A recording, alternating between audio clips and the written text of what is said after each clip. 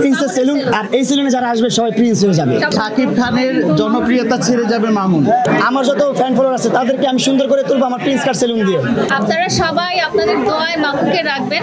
আমি যদি ওর পাশে নাও থাকি, আপনারা যেন সারা জীবন ওর পাশে থাকেন। আজকে এই জনপ্রিয়তা প্রমাণ করলো যে মেইন স্ট্রিম আর টিকটকের মধ্যে কোনো পার্থক্য নাই। আমার নাম বলে 65% ডিসকাউন্ট দিয়ে দিবেন। ও বাবা, আমি বুঝাতে চাচ্ছি এটা প্রিন্সেস সেলুন আর এই সেলুনে যারা আসবে সবাই প্রিন্স হয়ে যাবে। যদি কেউ টাকলা থাকে তাদের টাকলা সমাধান করে দিব আমরা। যেমন মনে করেন আমার ভাই লেলার পছন্দের কেউ আসবে, আমি তো এটা আশা করতে পারি না ওর পছন্দের কোনো ছেলে আসবে।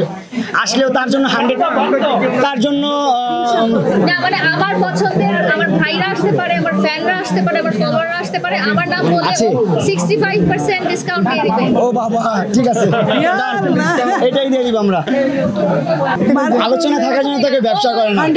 একটা বিষয় কি, আপনি দেখবেন আমাদের বাংলাদেশে বড় বড় মেগাস্টার যারা আছে, আরো অন্যান্য যারা আছে, সবাই কিন্তু একটা সময় একটা বিজনেসের দিকে ঝুঁকে পড়েছে। সো আমার যে একটা ফ্যান পেজ আছে, আমার একটা ফ্যান আছে, যতটুকু আছে আপনারা আজকে দেখতে পেরেছেন নিচে, যেখানে সবাই জানে যে আমি আসবো, আমার গ্র্যান্ড ওপেনিং। এটা শুনে পুরো বসুন্ধরা রোড কিন্তু বন্ধ হয়ে গেছে। এটা কিন্তু একটা পাওয়ার, এটা একটা ভালোবাসা, এটা ভালোবাসার পাওয়ার। আমি এটা অহংকারের কিছু না, এটা আমার ভালোবাসার পাওয়ার। সো এই পাওয়ারটা আমি কাজে লাগাতে চাই। আমার যত ফ্যান ফলোয়ার আছে তাদেরকে আমি সুন্দর করে তুলবো আমার প্রিন্স কাট সেলুন দিয়ে। এই যে আমাদের এখানে লন্ডন অ্যাম্বাসির কাউন্সিলর আপু আছে, সোহেল ভাই আছে, তো নেক্সট টার্গেট লন্ডন।